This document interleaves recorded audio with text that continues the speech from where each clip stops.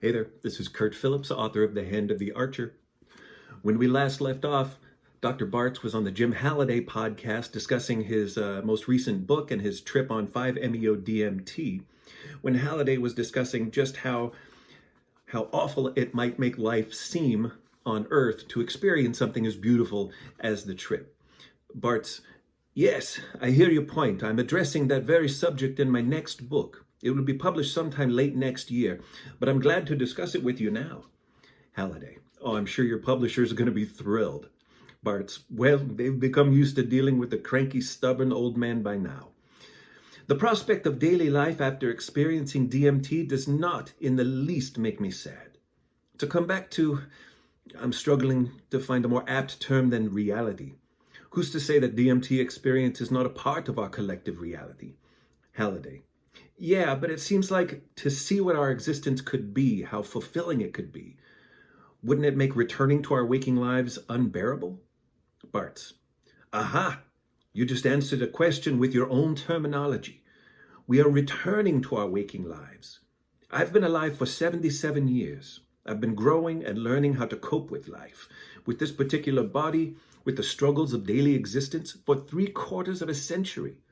We, as Homo sapiens, have been developing for how long? A little over 100,000 years? We've developed the mechanisms to cope. Let me take it even further back. Life itself first appeared on the earth approximately 3.5 billion years ago.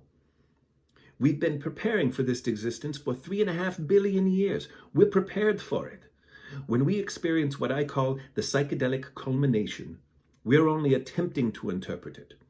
What I believe you are hypothesizing would be the complete opposite of that. And to answer your question, yes, I would assume that that would be unbearable. To go from the psychedelic culmination, complete, blissful, unified oneness, straight to our daily reality with absolutely no frame or reference, or that would be wretched, a horrible experience. It would be hell. Halliday, I feel like we're going down a stoner rabbit hole here, but this is totally fascinating. Distill this down for me a little bit further. Bartz, oh, trust me, I've been laboring over these kinds of questions for over a year now.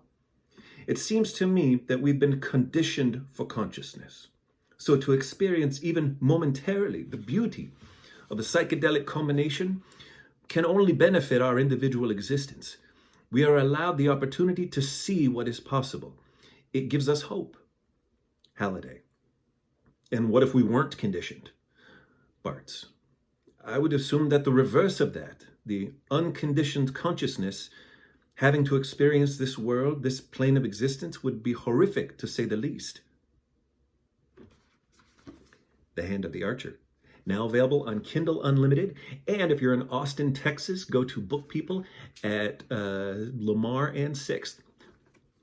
See you later.